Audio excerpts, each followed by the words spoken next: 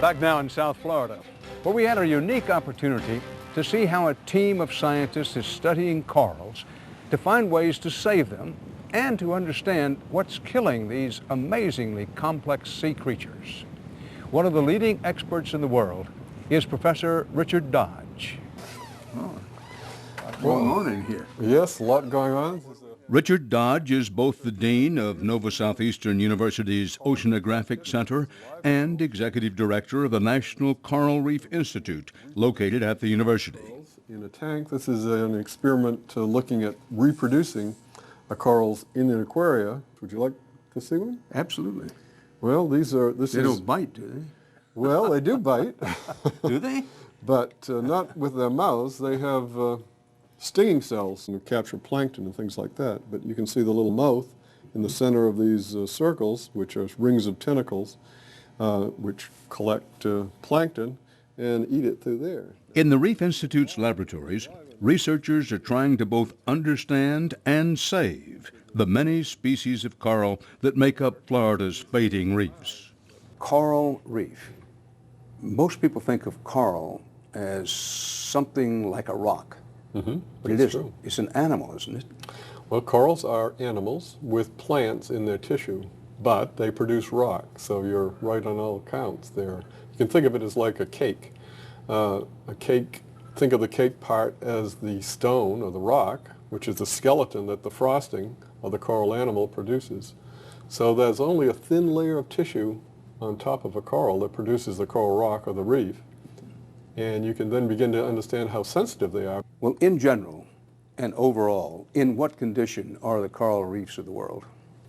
Well, they're suffering in many places of the world, especially near areas where humans are located or have influence. Coral reefs, generally 50 years ago, were pretty healthy. People are beginning to see signs, more and more signs of degradation, but not a crisis until, I would say, in the late 90s is when all the red flags started to rise. Well, let's go down a checklist of causes, the causes of the crisis with the coral reef. There is the ocean warming, the water warming. Ocean warming is one of the prime causes, and that's, of course, related to global warming phenomenon, which also brings increasing CO2. Increasing CO2 can make the ocean more acidic. So that's a double whammy from the warming and the CO2. And your point, correct me if I'm wrong, is whatever the cause of the overall global warming is, it's a fact that the oceans have gotten warmer.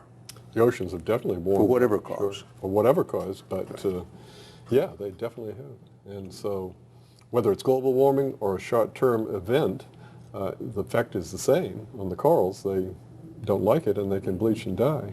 To find out how corals cope, Dodge is studying their ancient skeletons. Well, this is a coral skeleton, a coral sample that we collected, and illustrates two things. One is, remember we had the illustration of a layer cake, and so all this white material is not living, or wasn't living. The living stuff is up here. The living stuff is the brown tissue on the surface. So you can see what a thin layer that represents that produces this massive skeleton. Hence, you have to be careful because there's not much living material there, and disturbances can affect the entire organism. It really is a thin skin of living material. Thin skin of living material. Using X-rays, Dodge can trace the ebb and flow of coral growth over hundreds of years. And much like tree rings, the corals have a story to tell. What's useful about these rings are that not only can you count back how old it is, you can look at the growth rates over time. So years that it's growing fast, years that it's growing slowly are important to not only gauge the health of the coral, but perhaps reconstruct the climate that occurred during that time.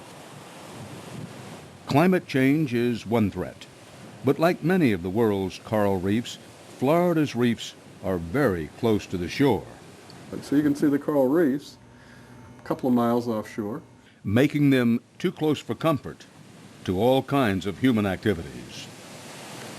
Human influence is a big problem. Simply construction activities where people build close to the coastline, and they dredge harbors and channels and make hotels, and this causes sedimentation and turbidity, which can either cut the light down that the corals need or smother them. Sewage running off from the mainland population area is a problem or not? The extent to which it's a problem in certain areas depends on where the sewers are and how many people there are. What's the magnitude of the sewage? So it's a very controversial issue in terms of how do you manage that, because people need to get rid of their waste. So where do you put that waste?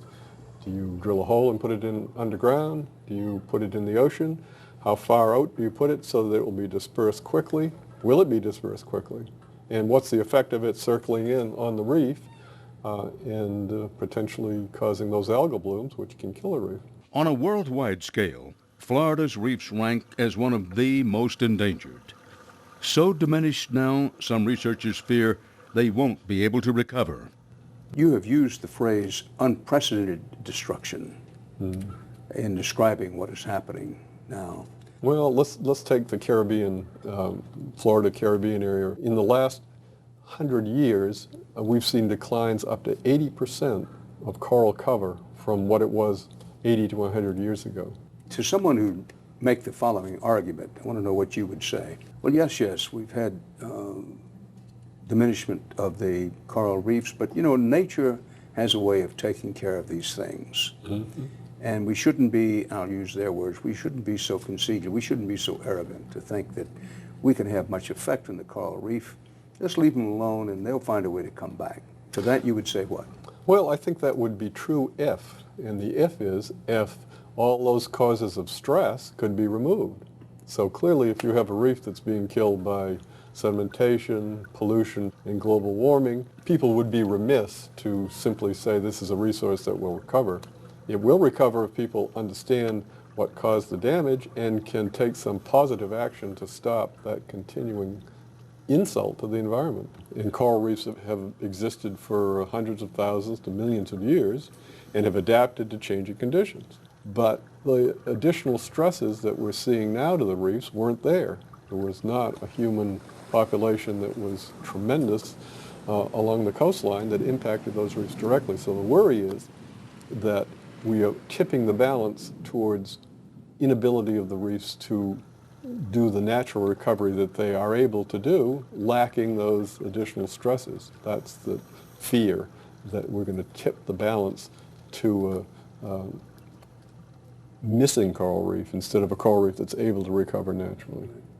Professor Dodge believes creating marine preserves can help the corals make a comeback, and in the Reef Institute's labs, the slow-growing corals are being raised to be returned to the ocean to help restore reefs. But saving the corals is a long way from a sure thing. So let me ask you something.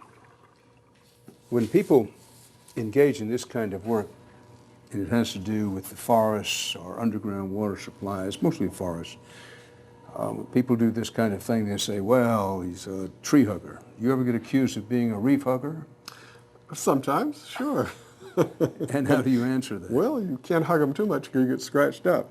But I think I take pride in the fact that, this is a very important resource for many people around the world.